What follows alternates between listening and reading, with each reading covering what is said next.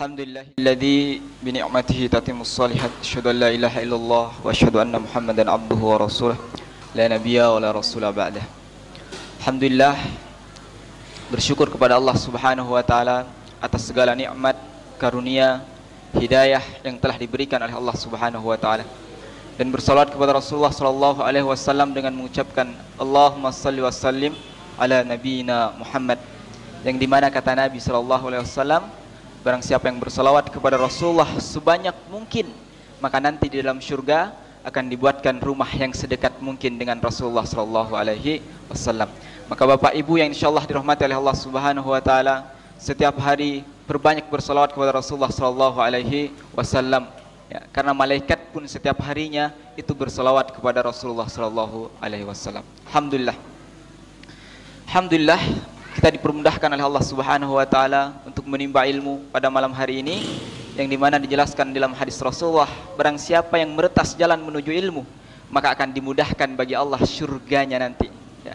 Kalau Bapak dan Ibu merasa sulit untuk masuk syurga, insyaallah yang ada di sini itu adalah tujuan kemudahan untuk menuju syurga Allah Subhanahu wa taala. Amin, Allahumma amin. Tayyib. Sekarang kita akan membahas mengenai perjalanan hidup kita sebagai manusia sampai ke tempat yang terakhir. Apa namanya Pak, tempat yang terakhir? Akhirat. Ya. Tentu akan dimulai dari start. Setiap startnya pasti ada finishnya. Dan apakah startnya? Sebelum manusia dilahirkan oleh Allah Subhanahu wa taala, di dunia itu ada yang namanya alam ruh. Satu, namanya alam ruh sebelum berada di alam rahim.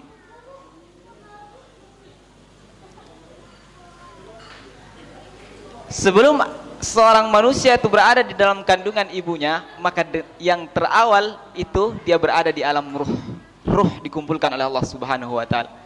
Kemudian ketika sudah 4 bulan di dalam perut, di dalam rahim ibunya, maka ditiupkanlah ruh ini oleh Allah Subhanahu wa taala, diperintahkan kepada malaikat.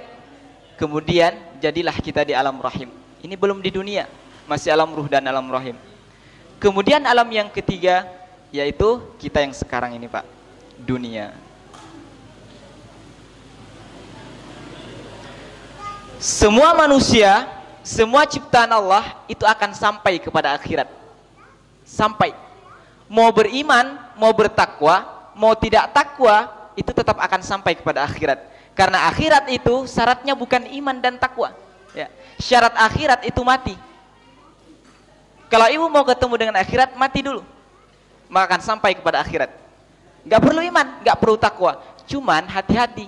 Ya. Memang akhirat ini tidak perlu iman dan takwa.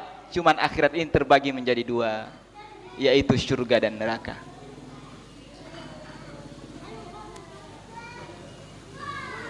Kalau kita tidak takwa, maka akhiratnya di mana? Neraka. Tetapi kalau kita takwa, maka akhiratnya surga. Ya, itulah. Akhirat itu cuma 2. Jadi alam kubur itu bukan akhirat, tetapi disebutkan dalam hadisnya itu adalah tempat akhir. Al-kubru awwalu manzili min manazil akhir. Kubur itu adalah pintu pertama, ya, pintu pertama dari setiap pintu di akhirat. Ini pintu pertamanya. Wa akhiru manzil min manazilid dunya, dan pintu terakhir dari setiap pintu di dunia. Ya. Jadi sebelum kita menuju ke kubur, ini setelah dunia kubur. Yang disingkat dalam Quran namanya barzakh. Ya. Insyaallah semua kita akan merasakan yang namanya kubur, siapapun itu. Mau dimanapun dia dikubur, itu namanya tempatnya. Mau dibakarkah, tetap itu namanya kubur, barzakh. Barzakh itu artinya alam pemisah antara dunia dan akhirat. Alam pemisah antara dunia dan akhirat. Jadi dimanapun kita berada, itulah tempat kuburan kita.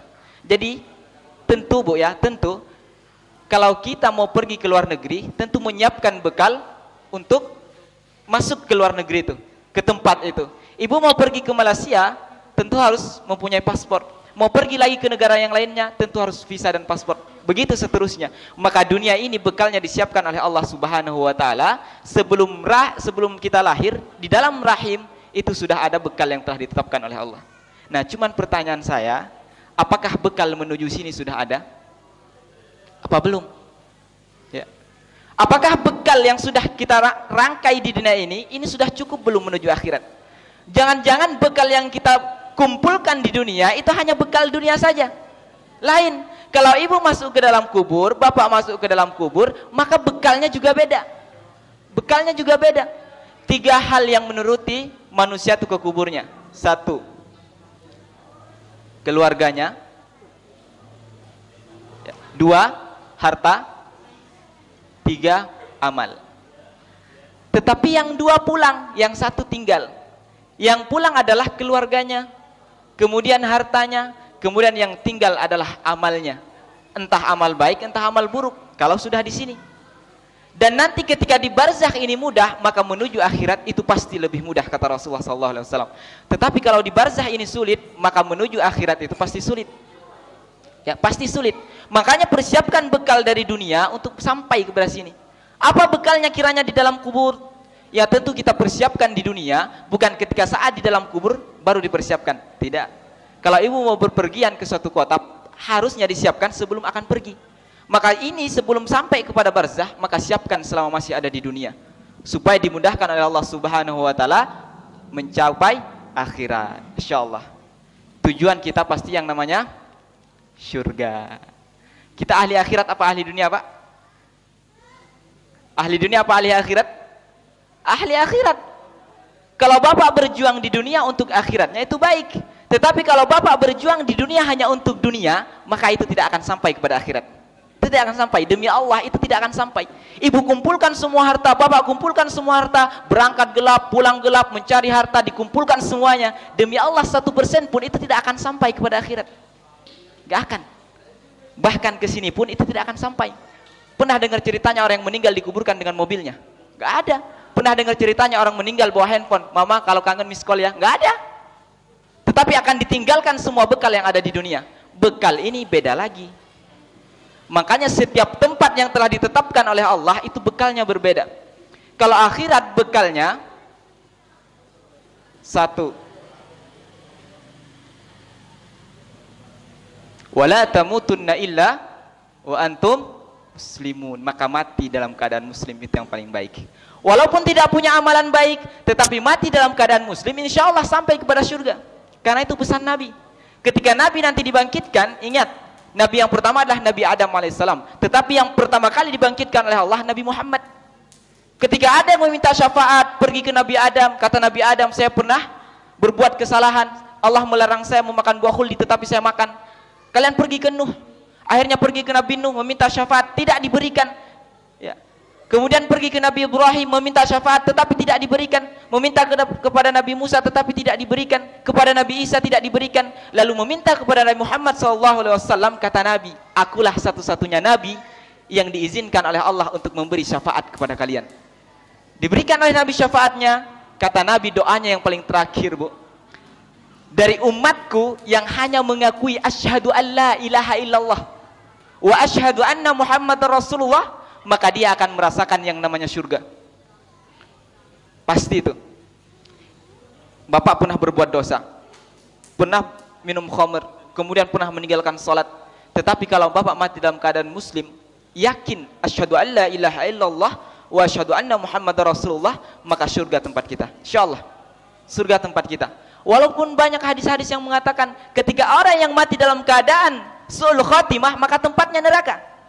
Benar memang. Tetapi ketika nanti di hari kiamat Nabi berikan syafaatnya, maka kita akan masuk surga. Karena doa Nabi itu satu disimpan. Kalau semua Nabi sebelum Rasulullah doanya dipanjatkan semuanya, akhirnya diberikan oleh Allah. Tetapi karena tahu Nabi itu bahwa ada satu doa yang diberikan oleh Allah kepada setiap Nabi, ketika diucapkan dikabulkan. Makanya Nabi Muhammad disimpan doanya untuk siapa, Pak? Untuk kita umatnya. Masya Allah, saking cintanya Rasulullah kepada kita. Cinta Nabi dari dunia sampai menuju akhirat itu abadi. Cinta bapak dengan ibu belum tentu abadi di akhirat. Karena ada di dalam hadis, orang yang mencintai di dunia, bahkan nanti ketika di akhirat mereka saling bertengkar. Ada suami istri saling mencintai di dunia, tetapi cintanya tidak didasari cinta karena Allah, maka mereka bertengkar nanti di akhirat. Bahkan satu istri, ya, kemudian suaminya dikuburkan dalam satu liang lahat yang sama, itu ketika dibangkitkan tidak akan menoleh kepada istrinya. Suami tidak akan menoleh kepada istrinya, istri tidak akan menoleh kepada suaminya. Kenapa? Karena takut pada saat itu. Kecuali Nabi Muhammad SAW yang kesana sini mencari umatnya, bukan istrinya, Bu. Insya Allah, cinta Rasulullah kepada Khadijah itu luar biasa. Sayang Nabi kepada Aisyah itu luar biasa. Tetapi ketika dibangkitkan, bukan Khadijah yang dicari, bukan Aisyah yang dicari, tetapi sibuk mencari umatnya, yaitu kita. Lantas apakah balasan kita yang kita berikan kepada Rasulullah SAW? Ada kiranya? Gak ada. Tetapi masjid ini berdiri karena perjuangan Rasulullah SAW. Kita mengenal kalimat takbir itu dari perjuangan Nabi. Kalau bapak dan ibu sampai sekarang ini pun belum mencintai Rasulullah, aneh. Orang non muslim ketika belajar mengenal pribadi Rasulullah itu tertarik. Ya, pribadi Nabi non muslim belajar tertarik. Masa kita yang muslim tidak mempelajari pribadi Rasulullah SAW? Ya. Kalau mau sekiranya kita dikumpulkan bersama Rasulullah di akhirat, tempatnya surga apa namanya, Pak? Firdaus, surga yang paling tinggi. Itu levelnya luar biasa. Gampang masuk sana. Salawat yang banyak, laksanakan sholat, zakat, puasa. Kalau sekiranya tidak mampu, nggak usah zakat. Ya, gampang. Jadi tinggal tingkatkan ibadah kepada Allah, tingkatkan takwa, insya Allah akhirat Anda senang. Nah, kita berbicara tentang akhirat. Akhirat itu kalau secara bahasa Arab begini, al-akhirah. Artinya al-akhirah ini tempat yang terakhir dan tidak akan ada pernah lagi tempat setelah ini. Sama dengan kalimat mar'ah. Mar'atun. Apa artinya mar'atun? Wanita. Pak marbutoknya ini menunjukkan bahwa tidak akan ada makhluk lagi setelah wanita. Ada nggak kira-kiranya setelah wanita makhluk lain? Nggak ada. Dari Adam kemudian Hawa, itu saja. Insya Allah. Jadinya kalimatnya ini kalau sudah memakai tok marbutok itu tidak akan pernah ada lagi setelah itu. Makanya akhirah ini memakai tok marbutok karena tidak ada lagi tempat setelah itu. Kalau bentuknya begini, ya, kalau bentuknya hanya sekedar akhir, maka tempat terakhir tetapi ada lagi setelah itu. Ya, kubur ini terakhir, bukan akhirat, ini akhir. Makanya kubur itu disebutkan akhir karena ada tempat setelah itu, hari kebangkitan. Kemudian ada Syiratal Mustaqim. Itu semuanya disusun oleh Al-Quran. Makanya bagaimana caranya kita supaya sampai kepada akhirat, yaitu surga, bukan neraka. Yang menginginkan neraka, tutup dalam-dalam, Pak. Jangan mau. Ya, neraka itu, setiap orang yang masuk neraka, jangankan Anda yang muslim, orang kafir itu tahu neraka. Tetapi ketika mereka masuk neraka, mereka pengen keluar dari neraka. Karena tidak sanggup dengan dahsyatnya api neraka. Makanya ketika bersaksi semua anggota badan kita, ini kulit, ini semua bersaksi. Kita apakan kulit kita? Wa qalu li juludihim lima syahidtum alaina. Bertanya manusia kepada kulitnya sendiri, kenapa kamu mau menjadi saksi dalam kehidupanku di hadapan Allah Subhanahu wa taala? Qalu antaqanallah. Allah membuat saya bisa bicara, akhirnya saya bersaksi apa yang kamu lakukan di dunia. Kalau tangan ibu pernah menyentuh dengan sesuatu yang bukan mahram, perempuan bersentuh dengan laki-laki yang bukan mahram, demi Allah kata Nabi, itu lebih baik kepalanya ditusuk dengan paku yang panas daripada harus bersentuh dengan laki-laki yang bukan mahramnya dengan syahwat. Ya. Jadi yang pacaran tinggalkan. Kalau sekiranya mau bersama Rasulullah, maka tinggalkan itu. Ya. Nyentuh begini, tetapi atas dasar syahwat, Ya. Makanya lebih baik dipukulkan dengan paku yang panas di kepalanya, pukulkan itu lebih baik. Ya. Karena ada seorang pemuda itu yang ketika dia pengen melakukan perbuatan maksiat, dia bakar tangannya, Pak, sampai dia pingsan.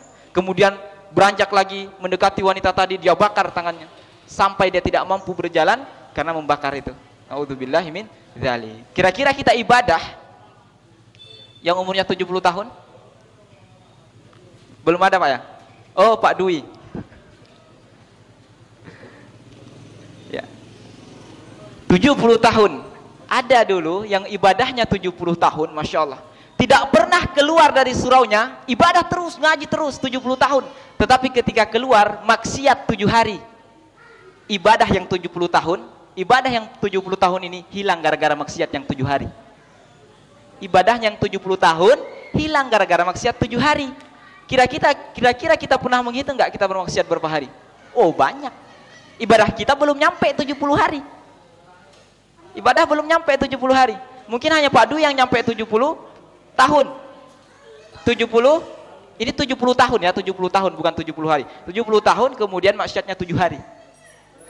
Masya Allah, hilang yang 70 tahun itu gara-gara maksiat ini, Pak. Jadi maksiat itu jangan pernah kita remehkan. Yang namanya maksiat itu akan menggugurkan pahala. Apapun itu. Ibu dilahirkan misalnya.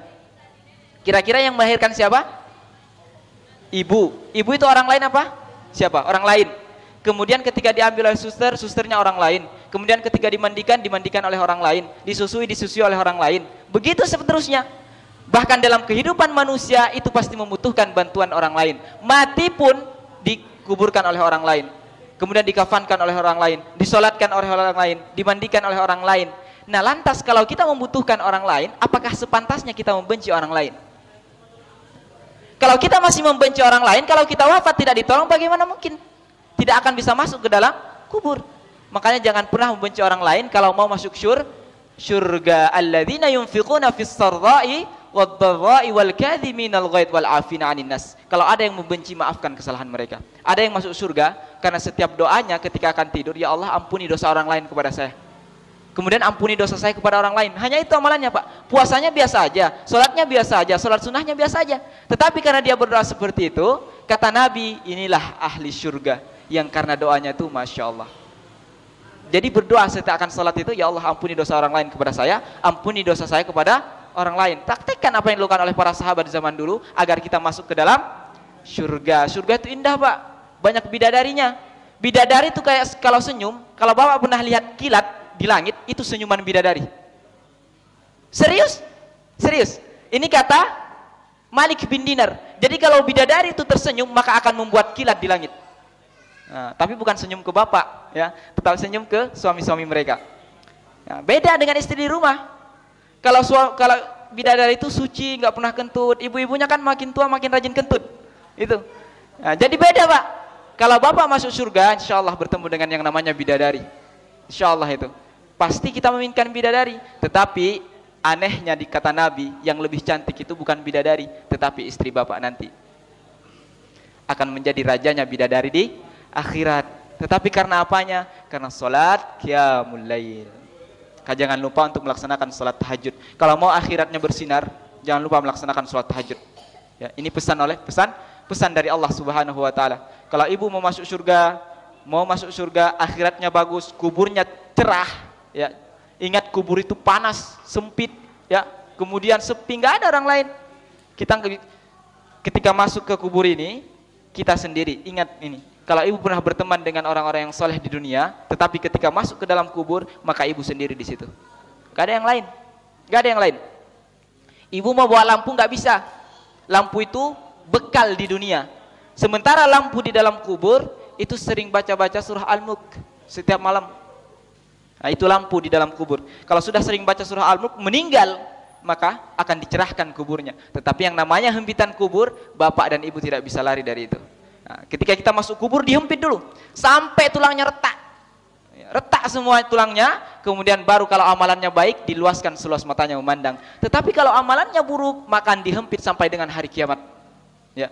Punya anak yang buruk, anaknya ninggalkan sholat, diambilkan batu dari api neraka, dilemparkan ke kuburnya.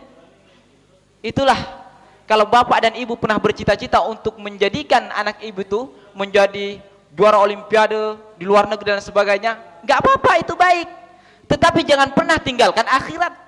Banyak yang sekarang menginginkan olimpiade juara satu, tetapi akhiratnya tertinggal. Ketika orang tuanya mati, tidak ada cita-cita yang tertinggi selain mendidik anaknya menjadi anak yang soleh dan soleha. Itu pasti, demi Allah.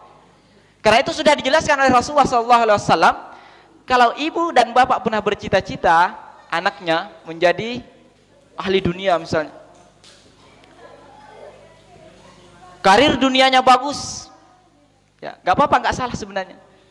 Cuman ketika kita meninggal, kita nggak mikirkan dia pernah juara satu apa, ijazahnya ijazah dari sekolah mana. Yang kita pikirkan, sudah nggak kita mengajarkan dia sholat yang benar, sudah nggak kita mengajarkan dia ngaji yang benar, sudah nggak kita mengajarkan dia sosialisasi yang benar. Itu yang kita pikirkan. Jadi ijazahnya itu udah tidak bisa menolong kita di dalam kubur, tetapi yang bisa menolong bapak dan ibu di dalam kubur hanya amalan dari anak-anak yang saleh itu. Makanya setiap amalan ketika kita wafat itu terputus semuanya, kecuali 3 diantaranya doa anak yang soleh. Yang soleh, bukan doa anak. Kalau soleh itu berarti yang beramal kebaikan. Soleh itu pasti sifat-sifat yang baik ditampilkan. Kalau sifat yang buruk ditampilkan, maka toleh namanya. Tetapi kalau anak ibu diajak untuk kebaikan tidak mau, maaf, kata Quran, innahu laisa min ahlik, dia bukan dari keluarga ibu dan bapak. Pernah seketika Nabi Nuh itu, siapa nama anak Nabi Nuh? Nah, ketika tenggelam anaknya, Nabi Nuhnya di atas kapal, Pak. Tetapi dia berdoa kepada Allah, ya Allah selamatkan anakku karena dia dari keluargaku. Kata Allah, ya Nuh, innahu laisa min ahlik. Wahai Nuh, dia itu bukan keluargamu. Innahu amalun ghairu salih, karena dia beramal yang tidak salih. Jadi kalau ada anak bapak dan anak ibu yang tidak mau diajak kepada kebaikan, innahu laisa min ahlik, dia bukan dari keluarga ibu dan bapak. Tetapi bagaimana caranya juga ajak dia untuk berbuat kebaikan. Ya. Jadi itu. Jadi kalau sekiranya ada yang beda agama, banyak yang sekarang ibunya muslim, anaknya non, banyak yang ibunya non muslim, anaknya muslim, begitu. Tetapi kalau bagi anak yang kepada orang tuanya, kalau mau akhiratnya baik, jangan pernah paksa orang tua untuk masuk kepada Islam. Karena Islam itu bukan tempat paksaan. Ya, la ikraha fiddin, tidak ada paksaan dalam agama. Yani Islam itu tidak senang. Kalau secara harfiah arti katanya la ikraha itu benci sebenarnya. Dari kata kariha yakrah. Nah, kenapa la ikraha fiddin? Allah sangat membenci seseorang yang memaksa dirinya untuk masuk kepada agama Islam. Makanya ibadah yang kita paksa Allah itu enggak suka. Jadi kalau sekiranya ibu terpaksa untuk ibadah, mending enggak usah ibadah. Mending enggak usah ibadah. Terpaksa untuk ngaji, mending enggak usah ibadah. Kalau dipaksain enggak apa-apa. Tetapi kalau terpaksa, ya itu yang perlu dipertanyakan. Ya. Kalau sekiranya malas, paksa. Tetapi jangan terpaksa. Beda itu. Kalau dipaksain dengan terpaksa beda. Kalau secara terpaksa berarti nggak pengen, cuma dipaksa oleh suami. Itu. Nah, makanya tinggalkan sesuatu paksaan. Anak yang mengajak orang tuanya kepada kebaikan, jangan paksa. Wa in jahadaka ala an tusyrika bima laysa laka bihi ilm. Jika ada orang tua dan anak berbeda pendapat, satunya non muslim, satunya muslim, maka anaknya mengajak kepada orang tuanya dengan perkataan yang paling lembut, paling lembut. Jangan sampai menyakiti, paling lembut, ajak dia kembali kepada Islam. Kalau tidak mampu, nggak apa-apa. Hidayah itu dari Allah Subhanahu wa taala. Nabi saja tidak mampu membawa siapanya? Pamannya. Nah, jadi kita tidak perlu memaksa. Yang penting kita tetap menjaga silaturahmi itu. Jadi bapak-bapak dan ibu yang insyaallah dimuliakan oleh Allah Subhanahu wa taala, kalau mau akhirat kita baik, perjalanannya mulus, maka di sini nih. Dunia ini tempat kita menabung amal. Yang belum 70 tahun ibadah kepada Allah Subhanahu wa taala, karena kalau sudah mati enggak bakalan ada ibadah lagi. Kalau ada yang bilang nanti aja Ustaz saya ibadahnya di surga, terlampau soleh. Nanti ketika masuk dalam surga itu udah ada nggak ibadah lagi. Ibadah itu udah nggak ada, sholat tahajud nggak ada. Pakai jilbab itu hanya untuk di dunia. Di akhirat nggak ada wanita pakai jilbab. Jadi kalau bapak dan kalau ibu, bukan bapak ya, kalau ibu nggak pakai jilbab di dunia, maka ketika di akhirat nanti, saksikan juga. Ya, di sini sudah satu helai rambut seorang wanita terlihat, satu helai itu akan menjadi siksanya di dalam kubur, satu helai saja secara sengaja, apalagi yang nggak pakai jilbab, itu aneh. Jadi pesan Rasulullah, pakai jilbab kita itu untuk keindahan di dalam kubur ini, nanti sampai mudahnya di akhirat. Jadi kalau ada yang nggak pakai jilbab, maka akan dipersulit di dalam kubur, maka akan sampai kepada akhirat itu dengan sulit juga, sulit. Jadi persiapkan bekal sebanyak mungkin, Pak, sebanyak mungkin. Tetapi bekalnya bukan harta, bukan apa. Bekalnya itu amal soleh. Itu aja. Ya ayyuhalladzina amanu wa amilus solihat. Setiap kata amanu dalam Quran itu pasti disandingkan dengan amalus soleh. Karena kalau cuma iman mau masuk surga, itu nggak cukup. Kalau Anda beriman kepada Allah, beriman kepada Rasulullah, tetapi tidak melakukan amal soleh, nggak cukup untuk masuk surga. Makanya iman dan berbuat amal soleh juga, maka insya Allah masuk surga. Tapi surga yang mana kita belum tahu. Tetapi kalau sholat kita rajin, insya Allah masuk surga Firdaus. Kalau bapak sholatnya, misalnya saya takbir, imamnya takbir, bapak ada di belakang imam, insya Allah selama 40 hari, dihilangkan sifat kemunafikan dalam dirinya, maka dimasukkan ke dalam surga Firdaus. 40 hari. 40 hari. Jadi batasannya tuh jangan pernah terlambat takbiratul ihram, takbir pertama. Kalau mau dihilangkan sifat munafik dalam dirinya. Jadi gampang mengecek sifat munafik. Kalau masih terlambat untuk melaksanakan sholat, itu masih sifat munafik ada dalam diri kita. Ya, karena amalan yang paling dicintai oleh Allah, as-sholatu ala waqtiha, sholat tepat waktu, Pak. Sholat tepat waktu. Tetapi kalau yang isya, itu ada sedikit perbedaan. Ada yang bisa mengakhirkannya. Batasan sholat isya itu tidak ada batasannya kecuali adzan subuh. Ya, batasan sholat isya. Tetapi sholat tepat waktu lebih baik, karena dalam hadisnya itu yang mengetahui pahala sholat isya berjamaah di masjid dan sholat subuh, maka dia akan mendatangkan masjid itu secara merangkak. Ya. Jadi bayangkan ketika bapak malas beribadah, bayangkan seketika juga bahwa di saf pertama itu ada sesuatu yang menarik. Ya. Ada pahala yang disiapkan oleh Allah Subhanahu Wa Taala yang bisa membawa kita ke dalam surga ini. Bayangkan seketika juga. Dan bayangkan seketika juga ketika kita mau bermaksiat kepada Allah, kita wafat dalam keadaan maksiat itu. Mustahil akan mau bermaksiat. Tiba-tiba mau bermaksiat, menandatangani kontrak yang haram. Ya, hati-hati, pulpennya itu jadi saksi nanti. Mau bapak buang kemanapun pulpen itu akan jadi saksi. Ini pernah menandatangani ini yang haram. Tuh. Jadi ketika akan menandatangani ini yang haram itu, ingat seketika juga bahwa Allah akan mewafatkan kita seakan seketika mendatangani itu. Insya Allah tidak akan pernah berbuat maksiat lagi, insya Allah. Karena orang yang mengingat kematian itu hidupnya akan tenang, Pak.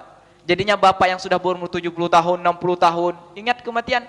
Setiap hari ingat kematian, setiap detik ingat kematian. Karena mati itu tidak pernah menunggu tua, tidak butuh ingat ya. Bapak ingat gak ingat, mati juga itu. Cuman saran saya, ingat kematian agar matinya itu indah ya. Ingat mati itu agar matinya indah. Tidak ada yang kita harapkan kecuali mati dengan indah di dunia ini. Gak ada. Bapak misalnya mengharapkan saya mati di samping keluarga saya, gak ada. Tetapi kematian kita yang kita harapkan adalah husnul khotimah. Insya Allah kita mati dalam keadaan husnul khotimah dan berkumpul di surga Allah Subhanahu Wa Taala. Itu cita-cita kita yang tertinggi. Tidak ada yang lain. Ya, jadi pesan saya kepada bapak dan ibu, selama masih belum diambil nih, qul yatawaffakum malakul maut ya, dari setiap kita itu sudah ditetapkan mautnya, maut. Jadi manusia itu disebutkan mayit, Pak, mayit. Begini. Kemudian mayitnya itu ada tasydidnya, mayit. Kalau sudah ada tasydidnya berarti itu CM, calon mayat. Jadi kalau ada yang bilang mayit ya, enggak usah marah. Emang kita ini mayit, calon mayat. Ya, itulah perkataan, itulah nama manusia, mayit. Dan kita akan masuk ke dalam kubur. Makanya gelar kita yang terbaik itu almarhum. Itu yang paling abadi. Itu yang paling abadi. Kalau gelar SPDI, kemudian LCMA itu enggak abadi. Itu hanya sekedar di dunia. Dan nanti ketika di akhirat kita akan saksikan siapa yang ditanya oleh Allah Subhanahu Wa Taala. Belum tentu ibu yang anggap yang soleh itu soleh sampai nanti di akhirat. Belum tentu orang yang bapak ibu anggap buruk itu buruk sampai akhirat, belum tentu itu. Karena nanti ketika di akhirat, ketika kita sedang berbaris, maka malaikat akan mengiringi ya. Ini ketika hari kebangkitan, itu setiap malaikat 70.000 samping kanan, samping kiri, belakang, depan. Kemudian kita digiring. Ya insyaallah digiring. Kemudian siapa yang enggak takut pada hari itu? Ibu kalau berjalan lewat depan tentara yang lagi baris pasti gemeteran. Ini malaikat yang berbaris. Insyaallah luar biasa. Kemudian berjalan, ditanya oleh Allah, itu masih ada yang berbohong. Masih ada yang berbohong. Makanya ketika di dalam kubur itu yang menjawab bukan lisan, Pak, tetapi iman. Ibu mau hafalkan marabbuka, dihafalkan Allah. Rabbi. Mau dihafalkan di sini belum tentu di dalam kubur bisa menjawab. Karena yang menjawab bukan lisan, tetapi iman. Makanya ketika nanti ditanya oleh para malaikat atas perintah Allah, ditanya ada yang ta'allamta, kata malaikat itu kepada orang yang berilmu. Ta'allamta, apakah kamu telah mengajarkan ilmu kamu kepada manusia? Katanya ta'allamtun nas. Saya telah mengajarkan ilmu saya kepada manusia. Kata malaikat, kadzabta, kamu berbohong. Di akhirat masih berbohong. Mau masuk akhirat itu masih berbohong. Makanya kadzabta, kata malaikat, kamu dusta. Kemudian dilemparkan oleh malaikat itu ke dalam api neraka. Jadi perbanyak salat sekira mungkin ya, tapi salatnya benar. Karena salat itu kalau enggak benar tidak akan diterima oleh Allah Subhanahu Wa Taala. Kalau mau salatnya diterima, salat tahajudnya diterima ketika bangun pertama kali. Kita kan biasanya membuat jadwal, bangunnya misalnya jam 3.30. Kalau bangun jam 3, udah nggak usah tidur lagi. Langsung buka mata, kemudian ucapkan la haula wala quwata illa billah. Ya, la haula wala quwata illa billah. Ucapkan itu. Kemudian la syarikalah lahul mulku wa lahul hamdu wa huwa ala kulli syai'in qadir. Kemudian bangkit. Setiap langkah menuju tempat wudu itu diampuni dosa oleh Allah Subhanahu Wa Taala. Setiap tetesan air wudu yang jatuh itu dosa-dosa itu yang keluar. Dan kemudian ketika sholat 100% kata Nabi, sholatnya diterima oleh Allah. 100% sholatnya diterima. Sholat tahajudnya. Nah, kita kan nggak tahu sholat tahajud kita diterima apa tidak. Makanya ketika kita lakukan yang tadi, ketika bangun pertama kali langsung mengucapkan zikir itu, insya Allah kita sholat, maka 100% sholat itu akan diterima oleh Allah Subhanahu wa Ta'ala. Jadi jangan sembarangan, Pak. Sholat itu dari Rasulullah SAW, kemudian ada juga yang tidak dipraktekkan oleh Nabi, dipraktekkan oleh sahabat. Contohnya sholat setelah wudhu. Itu Nabi tidak pernah melakukan, tetapi dilakukan oleh sahabatnya, yaitu Bilal bin Rabah. Karena sering melaksanakan sholat itu, sendalnya masuk surga duluan daripada Bilalnya. Itu luar biasa, sendalnya duluan. Jadi bapak yang punya sendal, pakai berwudu. Nanti akan menjadi bukti dari Allah, bukti kepada Allah Subhanahu wa Ta'ala. Tetapi kalau bapak dan ibu juga punya sesuatu yang sering dipakai maksiat, sampai sekarang masih ada itu, nah, hilangkan. Ya, perbaiki diri sebaik mungkin. Kalau sekiranya akhirat kita mau baik, ya, saya yakin kita semuanya pasti menginginkan surga. Saya yakin itu. Orang kafir ditanya menginginkan surga, pasti pengen surga. Kita orang muslim yang sudah dijamin masuk surga, masa tidak mempunyai keinginan untuk masuk surga? Aneh kan? Nah, sangat aneh. Jadi kalau mau masuk surga secara ringan ya, secara ringan. Kalau bagi wanita gampang banget, Pak. Masuk surga itu gampang banget. Taat sama suaminya, kemudian menjaga kehormatan rumah tangganya. Itu aja. Insya Allah masuk surga itu. Walaupun ibu gak sholat tahajud, walaupun misalnya gak sholat sunnah, hanya sholat wajib, insya Allah masuk surga. Firdaus. Tetapi bapak itu, ini yang susah juga. Gampang, ya, gampang dikit. Harus ke masjid sholatnya. Yang gak ke masjid dianggap munafik. Bahkan di dalam hadis dhaif itu, ketika ada laki-laki yang tidak sholat ke masjid, fatuharrik buyutahum, maka akan dibakar rumahnya. Ya, disuruh dibakar. Saking pentingnya sholat di masjid. Maka datang kita ke masjid untuk melaksanakan sholat kepada Allah Subhanahu wa Ta'ala. Jangan lupa pakai pakaian yang paling baik. Karena siapa tahu kita mati dalam keadaan sholat, kemudian memakai yang terbaik. Ya, cari itu. Sekiranya saya yakin baju bapak dan ibu itu nggak cuma 1, 2, tetapi yang dipakai sholat misalnya cuma 1, 2, nggak apa-apa. Karena kita mencari yang terbaik untuk dipakai menghadap Allah Subhanahu wa Ta'ala. Dan rasakan ketika kita melaksanakan sholat, kita hanya bertemu dengan Allah Subhanahu wa Ta'ala. Makanya saya sering bilang ketika sholat, hilangkan urusan dunia. Shollu sholatal muaddi, itu artinya, ya, bayangkan ini juga, ini sholat yang terakhir. Ini sholat yang terakhir.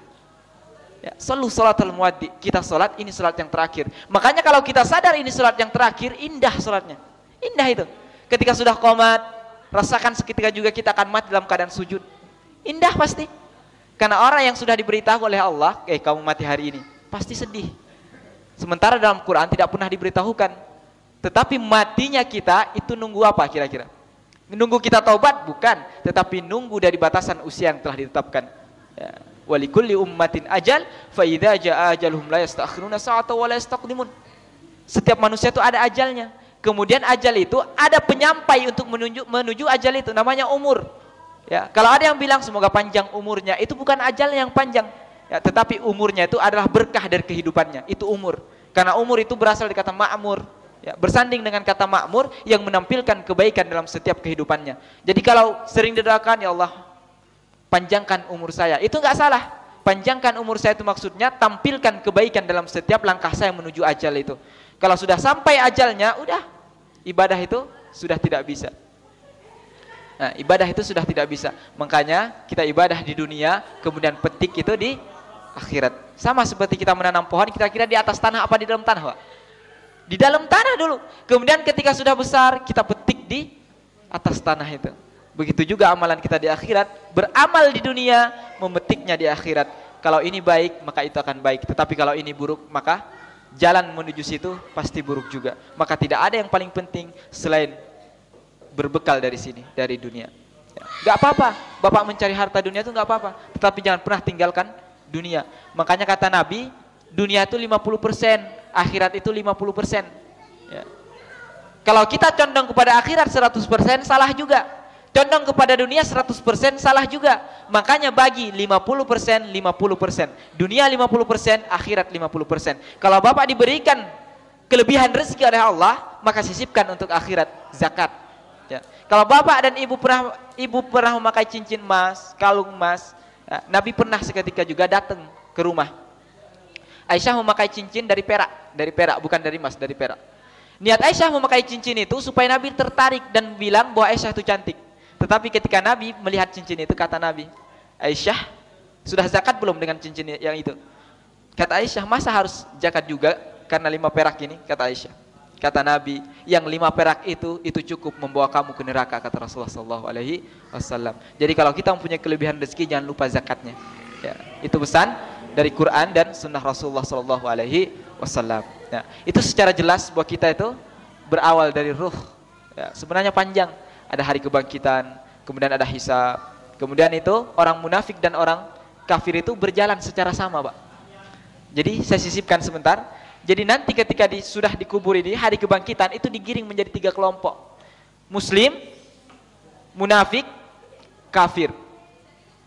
Ini orang munafik ini muter sini. Orang kafir langsung masuk ke neraka. Orang muslim muter sini, surga. Orang munafik muternya ke sini, masuknya ke neraka juga. Ya, jauh muternya, masuknya ke neraka juga. Jadi nggak ada bedanya orang munafik dengan orang kafir. Nggak ada bedanya. Cuma namanya aja lebih halus munafik.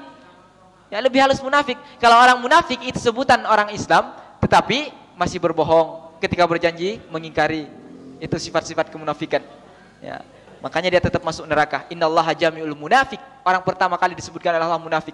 Wal kafirina fi jahannam jami'a. Allah mengumpulkan orang munafik dan orang kafir itu dalam satu neraka yang sama. Dalam satu neraka yang sama. Makanya kita tidak tahu apakah kita munafik atau tidak. Umar bin Khattab pernah mengatakan, apakah diri saya termasuk munafik ya Rasulullah? Umar, Masya Allah, padahal dijamin masuk surga, tetapi masih memikirkan mengenai munafik. Kita yang tidak dijamin oleh Allah untuk masuk surga, maka hindari sifat kemunafikan itu. Hindari. Jadi pesan saya, kalau mau menghilangkan kemunafikan yang ada dalam diri, jangan pernah telat sholat selama 40 hari. Kalau sudah tidak pernah telat 40 hari, insya Allah munafik itu sudah dihilangkan oleh Allah Subhanahu Wa Taala. Insya Allah itu. Jadi Bapak, khususnya kepada Bapak, jangan pernah telat melaksanakan sholat berjamaah di masjid. Karena berjamaah itu, kira-kira kalau kita kerja, pilih gaji yang 25 juta apa yang 75 juta sebulan? Pasti yang 75 juta. Makanya tuh kalau kita sholat di rumah, itu pahalanya 25. Sholat di masjid, pahalanya 75. Itu banyak. Jadi yang kita pilih yang paling banyak. Begitulah. Nah, jadi pilih. Kemudian apalagi paling depan, Masya Allah. Pokoknya kasih nama, ini soft siapa. Pojok kanan, pojok kiri, kasih nama. Ini tempat saya, ini tempat saya, ini tempat saya. Berebut untuk kebaikan. Fastabiqul khairat. Ya. Mendidik anak yang soleh, berebut. Ya, yang punya anak didik menjadi anak yang soleh. Ya, karena dunia itu hilang suatu saat nanti. Entah kita yang tinggalkan dunia atau dunia yang akan meninggalkan kita, kita tidak tahu. Hari kiamatkah yang dulu datang atau kita yang meninggal duluan? Itu kita tidak tahu. Yang penting kita yakinkan, perbaiki hidup di dunia agar hidupnya di akhirat itu bahagia. Insya Allah kalau Bapak sudah masuk surga itu tidak akan keluar lagi, kecuali ada izin dari Allah. Kalau Bapak masuk neraka itu nggak bakalan keluar lagi, kecuali ada izin dari Allah juga. Ya. Salah satunya izin dari Allah ketika sudah masuk neraka, itu teman yang soleh. Bapak berteman dengan orang yang soleh. Nanti ketika dia neraka, dia nanti masuk ke neraka cari Bapak, dimasukkan ke dalam surga, teman yang soleh. Anak yang soleh bisa membawa orang tuanya 10 dari keluarga yang sudah divonis masuk neraka. Kalau anaknya penghafal Quran 1, bukan yang 30 juz, penghafal Quran yang hanya sekedar hafal. Hafal Quran 30 juz, itu belum tentu penghafal Quran. Makanya pesan saya, kalau menghafalkan Quran jangan pernah niatkan 30 juz. Bapak yang tidak punya kesempatan, misalnya umurnya 70 tahun, susah untuk menghafalkan 30 juz, tidak perlu. Yang penting setiap harinya Bapak berteman dengan Quran. Kalau sudah berteman dengan Quran, maka akan menampilkan sesuatu yang paling baik. Tetapi kalau sudah jauh dari Al-Quran, maka penampilan diri kita itu beda. Ya, beda. Jadinya dekatkan diri kepada Quran, insya Allah nanti di akhiratnya sempurna kehidupannya. Insya Allah kita dikumpulkan oleh Allah Subhanahu Wa Taala di dalam jannah Allah Subhanahu Wa Taala bersama Rasulullah Sallallahu Alaihi Wasallam. Allahumma amin, Allahumma amin. Wabillahi taufiq wa hidayah. Assalamualaikum warahmatullahi wabarakatuh.